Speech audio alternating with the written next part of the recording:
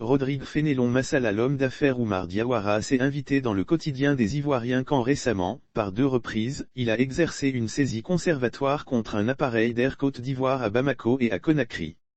Fort de sa victoire judiciaire contre l'État de Côte d'Ivoire, sur la base d'un verdict prononcé par la Cour commune de la Communauté économique des États indépendants de l'Afrique de l'Ouest, doublé d'une ordonnance d'exécution, le Congolo-malien est confronté toutefois à une justice ivoirienne évoluant en contradiction avec la justice communautaire. Entretien.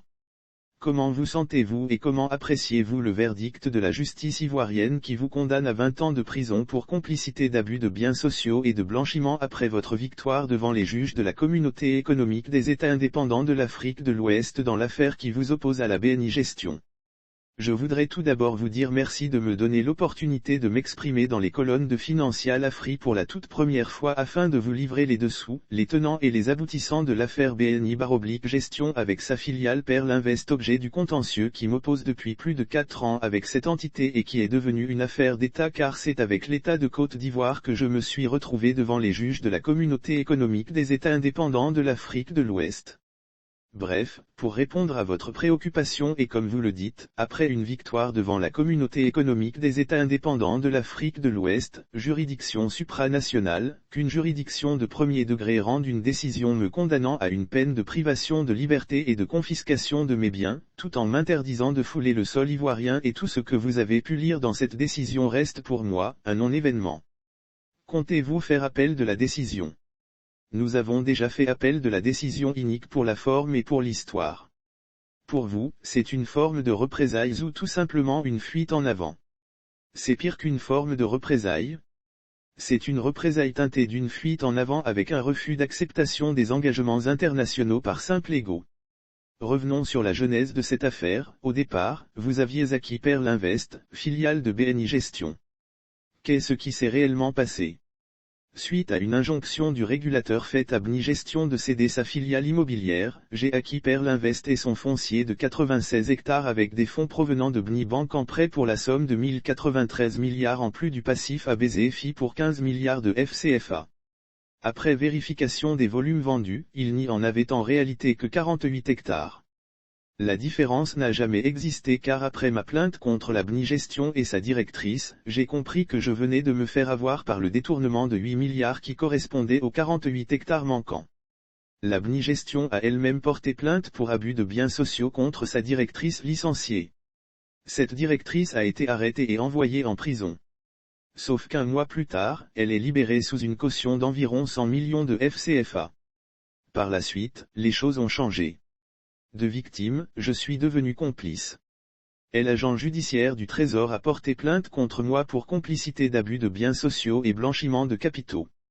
Le juge en charge du dossier est changé au profit de celle du 5e cabinet et la cabale commence. La juge en question m'inculpe en mon absence, place mes biens sous séquestre et en confie la garde au plaignant.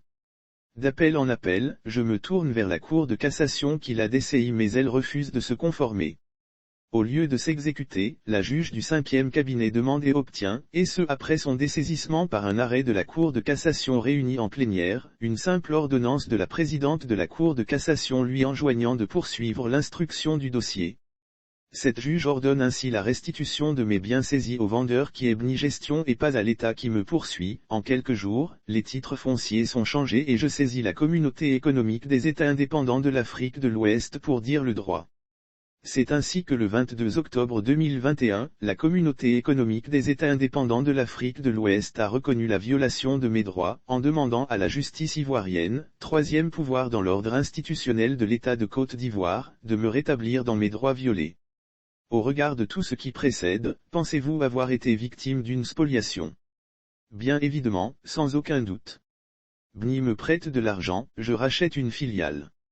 Je me retrouve ensuite du statut de victime à celui de blanchisseur de capitaux. L'État, par son agent judiciaire, s'implique sans apporter la preuve de l'appartenance de la filiale à l'État. Et la justice me refuse un procès équitable.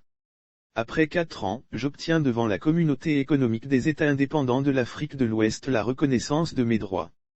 Donc oui, je suis victime d'une escroquerie en bande avec en prime l'État par son agent judiciaire et sa machine judiciaire. Pourquoi l'agent judiciaire du Trésor vous attaque-t-il alors que nous étions dans une opération commerciale à première vue privée entre personnes morales privées? Passez-nous le pléonasme.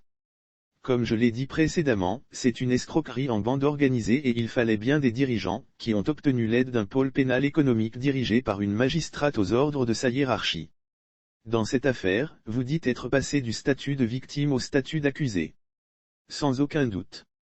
La Communauté économique des États indépendants de l'Afrique de l'Ouest a, dans son arrêt du 22 octobre 2021, précisément en ses articles 118 et 119 suivants, dit que les ordonnances rendues par les juridictions nationales ivoiriennes sont nulles et de nul effet.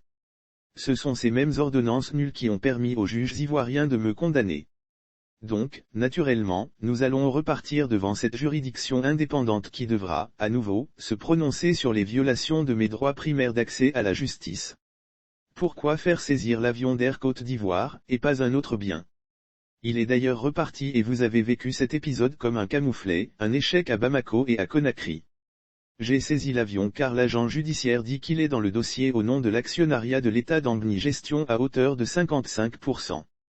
Au regard de leur raisonnement, il m'est donc possible de procéder à la saisie de l'actif de l'État dans ces entreprises, notamment celle de Air Côte d'Ivoire à 57%.